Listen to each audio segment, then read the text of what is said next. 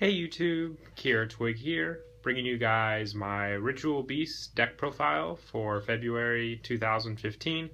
This is a really fun deck that was completely released in the Secret Forces. The whole deck is bent on using Contact Fusion to summon a bunch of cool fusion monsters. Basically, you use the Ritual Beasts Tamers to summon the Ritual Beasts, and then Contact Fuse using those two monsters. So let's go ahead and give you guys the deck profile. I run 3 Ritual Beast Tamer Elder.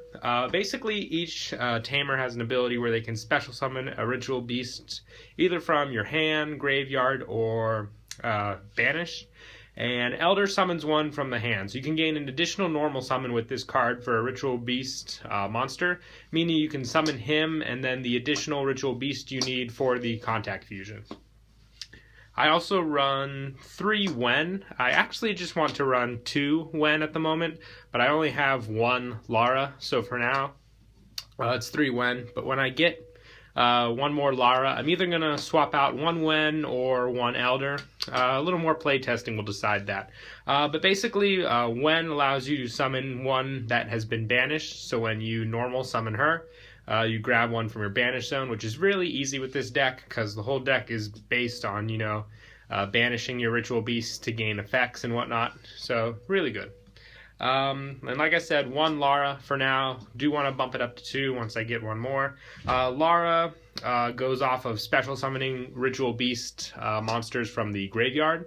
So, there are lots of effects as well that can get them into the grave, milling them on their own. Like I said, lots of options. So those are your Tamers of the deck. I also run 3 Spiritual Beast Apelio. Whoop, that is a Cannahawk, jumping ahead of myself.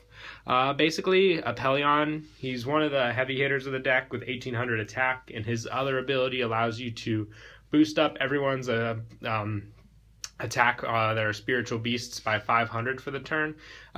Just, a good power up. Probably one of the great targets to go for with the other Ritual Beasts if you just need a good Contact Fusion target.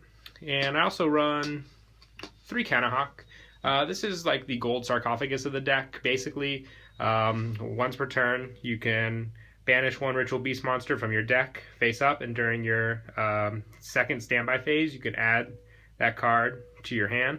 So, like I said, just search, really good, and most of the time you can even, just have it be banished and then get it with other options, like let's say, Wen, if you prefer. Just quicker ways to get that card back than Cannahawk's effect itself.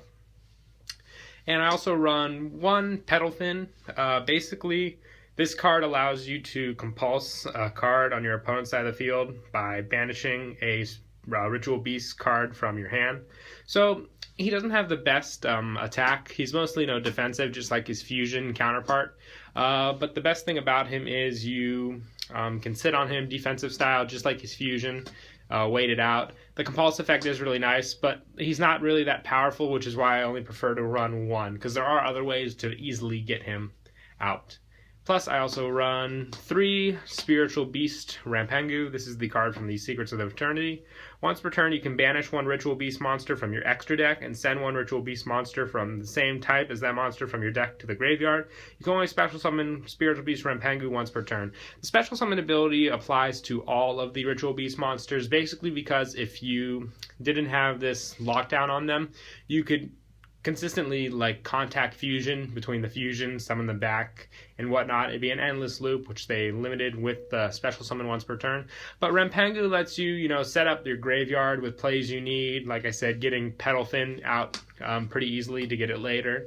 It's got some pretty nice stats as well. No fusion counterparts for him at the moment, but maybe we'll see one down the road. Plus, I also run 3 Harpy Dancer. This card is really great after playtesting. A lot of people recommend using the card in the deck. Basically, her return effect to do an additional normal summon of a wind monster really helps when, let's say, you use Emergency Teleport to special summon one of your tamers to the field. And basically what you can do after that is the special summon tamer will not gain the ability to summon something, but with Dancer you can normal summon Dancer, have that special summon monster return to your hand, and then you can normal summon that monster, and then it will gain the ability since it was normal summon. So Dancer allows for a lot of swarming of plays, plus it also goes off of the Hunting Ground and Wind Valley card field spell that you run in the deck. And I also run one Tempest. All the cards in the deck are Wind, so pretty standard to run Tempest. One Birdman, once again going off of the Compulse effect and the fact that you can reuse your Tamers by returning them with Birdman. One Debris Dragon. The stuff is pretty, low attack, so making Debris Dragon very viable. That is it for the monsters of the deck. We'll move on to spells. I run one Divine Wind of Mist Valley and one Harpy's Hunting Ground. Basically, with these two cards, with Hunting Ground, you have popping targets with Dancer, which is really nice to get rid of either your opponent's Pendulum Scales or back row. And Divine Wind of Mist Valley helps with field swarming, getting special summons off of all the returns you can make. And also two Terraforming, just staple to search out what you need. And 3 emergency teleports, too good of a card in the deck, just special summoning power, whether to use with Dancer, like I said, to get that extra ability off with the monster you summoned. Lots of different options, quicker contact fusions if need be. E-Tele is just too good. And now for traps, I run 3 Ritual Beast Steeds. This card really helps with popping. If you control a Ritual Beast monster, destroy monsters on the field up to the number of Ritual Beast monsters you currently control. So you can even just be minimum 1, just to pop one of your opponent's monsters. Very trolly. You don't have to worry about MST too much in this deck, because most of the traps, are pretty chainable to being popped by something. Ritual Beast Steeds is no excuse.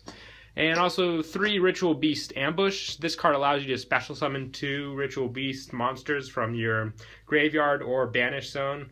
So, just swarm ability, very nice. This card was also in Secrets of Eternity. Great card to pick up and hold on to for the deck. Just plussing off of it and then easy contact fusion. And then 1 Macros Cosmos. This card really hurts a lot of opponents in this game that rely on the graveyard, but it doesn't really hurt the deck at all because there are a lot of ways to get your banished cards back, including Ambush, lots of options. And then also 1 Solemn Warning, 1 Compulse, and 1 Bottomless. So yep, that's it for the main deck. We'll move on to the extra. I only have 1 Ritual Beast Alti Apelio at the moment, but we'll definitely want to pick up more of this. Definitely want to at least run 2, so want to pick up that. And I also run 2 Cannahawk at the moment. Actually, nope, I missed it. I knew I ran 3. Just another great card in the deck. There's a viable loop that you can do with this card. And all fusions of Ritual Beast monsters require 1 Ritual Beast monster and then 1 Tamer as well. And they all rely on contact fusion. You don't use polymerization, so the 2 cards just have to be on the field. Banish them, and then you can special summon this card from your extra deck. And then you can return this card to special summon those cards back onto the field, but you have to remember you can only special summon them once per turn, so you can't do it the turn you summon for these same monsters. Plus, I also run 2 Alti Petalfins. Petalfin's just a good card to sit on. It's got 2800 defense. It can't be destroyed by card effects. Just a good wall. And then for Exceeds, I run 2 Lightning Chidori. This card is amazing in the deck. Everything is wind. Very easy to summon this card. Really minus your opponent with its ability. Plus 1 Gagaga Cowboy, 1 Daigusto Phoenix, 1 Totem Bird, 1 Zenmaines, and then for Synchros, mixing around with the Synchros, definitely sticking with the 1 Black Rose and trying to figure out what the last thing will be. Armades for now, but that could always change. So, yep, that's it for the deck profile. Hope you guys enjoy. Don't forget to like and subscribe, and Kira Twig out.